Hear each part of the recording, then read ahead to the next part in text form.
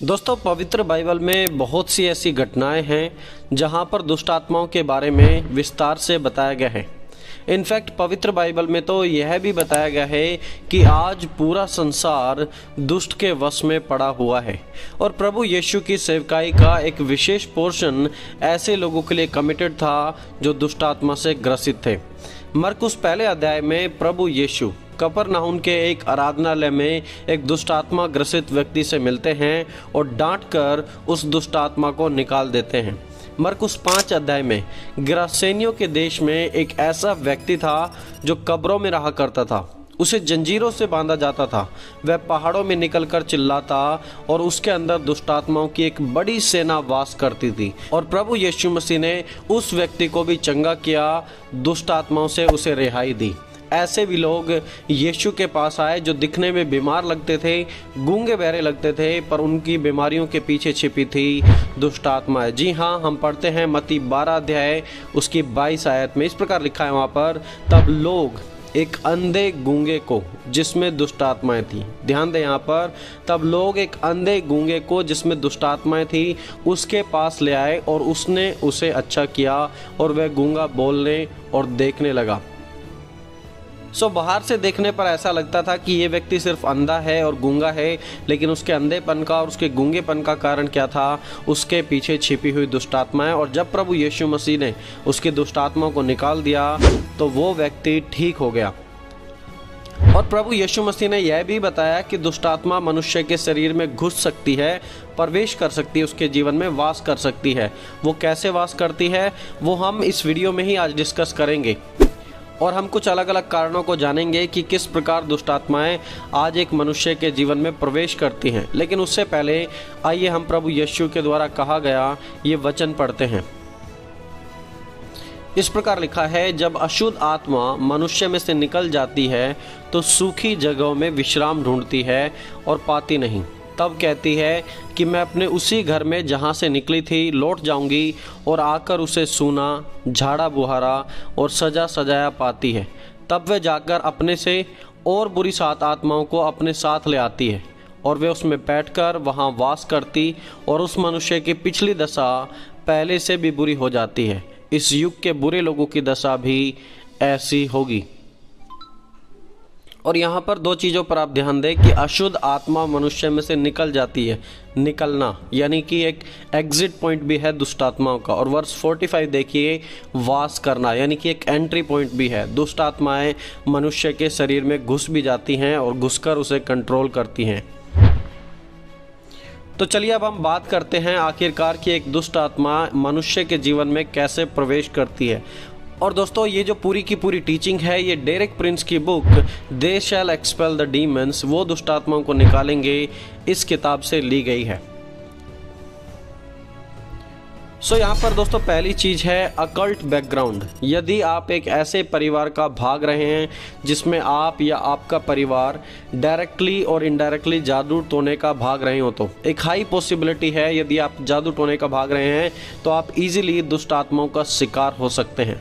जब हम अकल्ट की बात करते हैं तो हम बात कर रहे हैं झूठे देवी देवताओं की, हम बात कर रहे हैं पूजा पाठ की, ऐसी दुष्ट आत्माओं की जिन्हें आप देवी देवता मानकर आपने स्वीकार किया हो, आप उन्हें चढ़ावा चढ़ाते हो, आप उनकी पूजा करते हो।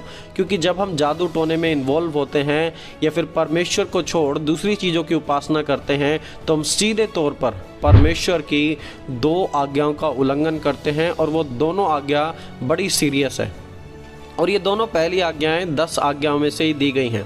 जैसे कि पहली आज्ञा है, तुम मुझे छोड़ दूसरों को परमेश्वर करके ना मानना।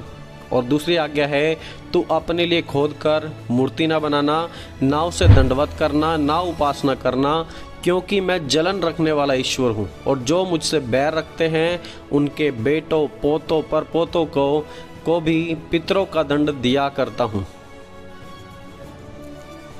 जब हम इन चीज़ों में इन्वॉल्व होते हैं तो हम डायरेक्टली परमेश्वर की आज्ञाओं का उल्लंघन कर रहे हैं, परमेश्वर के स्थान पर किसी दूसरे को परमेश्वर बना रहे हैं और परमेश्वर के स्थान पर हम एक मूर्ति की उपासना कर रहे हैं और जिसके साथ एक भयानक श्राप भी जुड़ा हुआ है। किसी भी फॉर्म में, किसी भी रीति से जब आप जादू टोने तांत्रिक विद्याओं में इन्वॉल्व होते हैं तो वो आपके जीवन में दुष्ट आत्माओं को प्रवेश करवाने के लिए द्वार खोल देती है।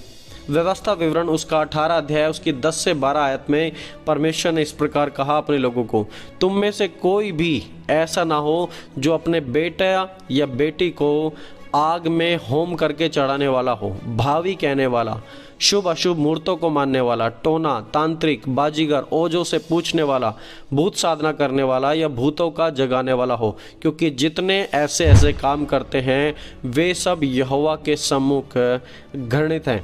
दोस्तों आप इन आयतों को देखिए, यहाँ पर जादू टोने की हर एक फॉर्म के बारे में परमेश्वर ने क्लियरली बता दिया है। यहाँ पे आप देखेंगे टोना है, तांत्रिक है, बाजीगर है, या फिर फ्यूचर पूछने वाला है, भूत साधना करने वाला, भूतों को जगाने वाला, ये सारी जो जादू टोने की फॉर्म है ऑलरेडी परमेश्वर ने इन आयतों में बता दी हैं। और आज देखिए, आज बहुत से ऐसे क्रिश्चियंस भी हैं जो हॉरोस्कोप देखते हैं, राशि चेक करके न्यूज़पेपर में देखते हैं।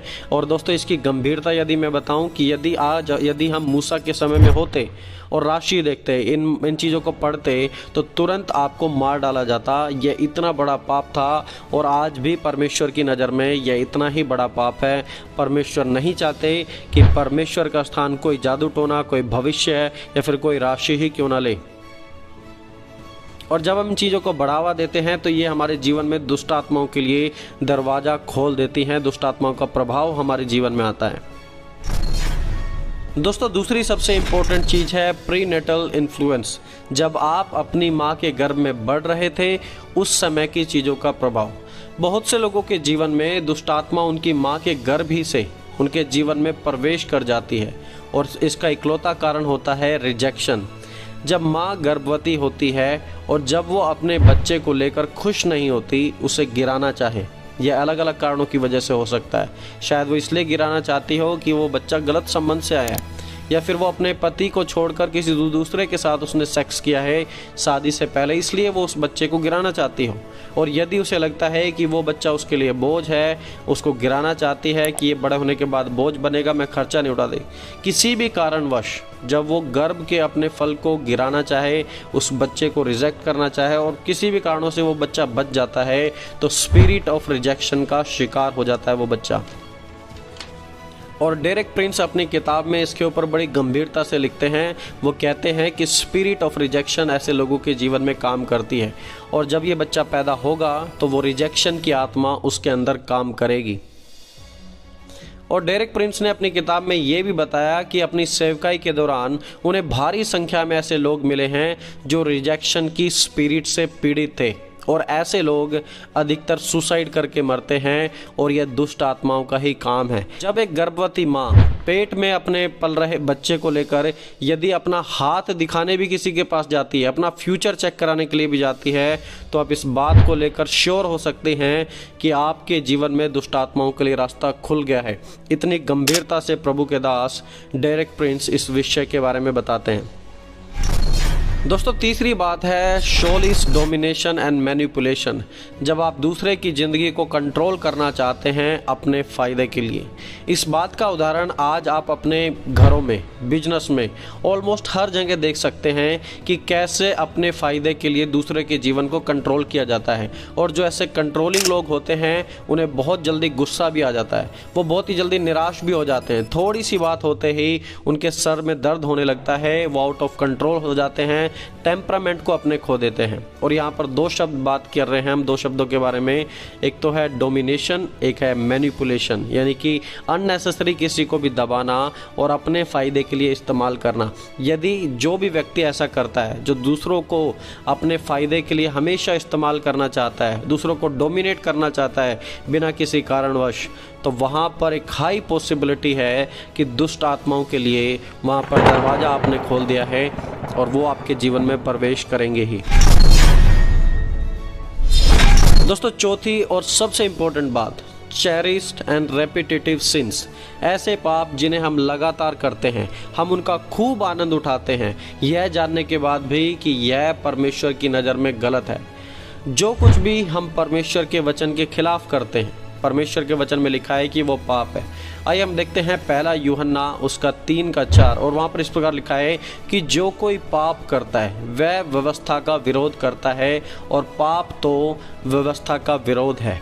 चेरिश्ड सिंस वो पाप होते हैं जिनके साथ हम अपने जीवन में कॉम्प्रोमाइज़ कर लेते हैं। हम बार बार वो पाप करते हैं, जबकि प्रभु के वचन के अनुसार तो हमें लगातार पश्चाताप करना चाहिए, लेकिन पश्चाताप ना कर कर हम लगातार उन पापों में पड़े रहते हैं। देखिए, इसके खिलाफ भी प्रभु ने अपने वचन में बताया है। हम पढ़ते हैं यशायाह नबी की किताब उसके 59 चैप्टर में, और वहाँ पर इस प्रकार लिखा है, आइज़ाया 59 वर्सेस 1 और 2, सुनो, यहोवा का हाथ ऐसा छोटा नहीं हो गया कि उद्धार ना कर सके, ना वह ऐसा बहरा हो गया है कि सुन ना सके, परंतु तुम्हारे अधर्म के कामों ने तुमको तुम्हारे परमेश्वर से अलग कर दिया है, और तुम्हारे पापों के कारण उसका मुंह तुमसे ऐसा छिपा है कि वह तुम्हारी नहीं सुनता। परमेश्वर आपको साफ करना चाहते हैं, माफ़ करना चाहते हैं कि आप परमेश्वर की संतान बन जाए, आप अंधकार से ज्योति में आ जाएं। लेकिन यह सब कुछ तब होगा जब आप अपने गुनाहों को मानकर उनसे पश्चाताप करके उन्हें प्रभु यीशु के क्रूस पर त्यागने के लिए तैयार होंगे। जब आप लगातार एक ही पाप करते रहेंगे तो आप प्रभु से दूर हो जाएंगे, और जब आप प्रभु से दूर होंगे आप शैतान के करीब होंगे, शैतान आपके जीवन में काम करेगा। इसलिए आज ही ये फैसला लें कि यदि आप भी इस प्रकार के पापों में फंसे हुए हैं तो उन पापों से तौबा करके पश्चाताप करके परमेश्वर की ओर वापस लौट आएं, और यदि नहीं करेंगे तो दुष्ट आत्मा ऐसे व्यक्तियों के जीवन में जरूर काम करती है। सो दोस्तों, अभी तक इस वीडियो में प्रभु के दास डेरेक प्रिंस के द्वारा बताए हुए हम 4 प्रिंसिपल्स के बारे में बात कर चुके हैं जिनके द्वारा दुष्ट आत्माएं प्रवेश करती हैं।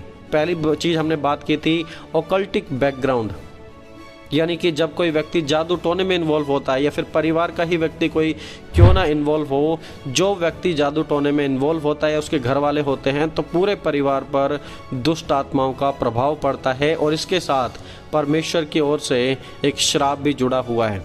दूसरी चीज़ हमने बात की थी प्रीनेटल इन्फ्लुएंस, यानी कि जब माँ के पेट में ही बच्चे को बार बार रिजेक्ट किया जाता है तो ऐसे बच्चे रिजेक्शन का शिकार हो जाते हैं, और उनके जीवन में रिजेक्शन की स्पिरिट काम करके सुसाइड कराती है, लोगों के जीवन को बर्बाद करती है। और तीसरी हमने बात की थी सोलिस डोमिनेशन एंड मैनिपुलेशन, जब आप अपने फ़ायदे के लिए दूसरों को इस्तेमाल करते हैं तो ऐसे व्यक्तियों के जीवन में हाई पॉसिबिलिटी है कि दुष्ट आत्मा उनके जीवन में प्रवेश करेंगी। और चौथी हमने बात की थी चेरिश सिंस, यानी कि जब हम जानबूझकर पाप के साथ कॉम्प्रोमाइज़ करके एक ही पाप को बार बार करते हैं, और उस पाप का जब हम आनंद लेते हैं। दोस्तों, इस वीडियो के नेक्स्ट पार्ट में हम दुष्ट आत्माओं के काम जैसे कि एक्सीडेंट करवाना, पारिवारिक क्लेश और भी बहुत सारी चीज़ों को डिस्कस करने वाले हैं जो काम दुष्ट आत्मा एक व्यक्ति के जीवन में करती हैं। सो यदि अभी तक आपने इस चैनल को सब्सक्राइब नहीं किया है तो ज़रूर सब्सक्राइब करें, इस वीडियो को दूसरों के साथ भी शेयर करें, और यदि आपको डेरेक प्रिंस की और भी हिंदी वीडियोस को देखना है तो वो आपको इस वीडियो के एंड में मिल जाएंगी। आप वहां से और भी हिंदी में ट्रांसलेट की गई वीडियोस को देख सकते हैं। सो दोस्तों, आज इस वीडियो में इतना ही। मिलेंगे जल्दी एक और नए वीडियो के साथ, तब तक आप सभी को जय मसीह की दुआ।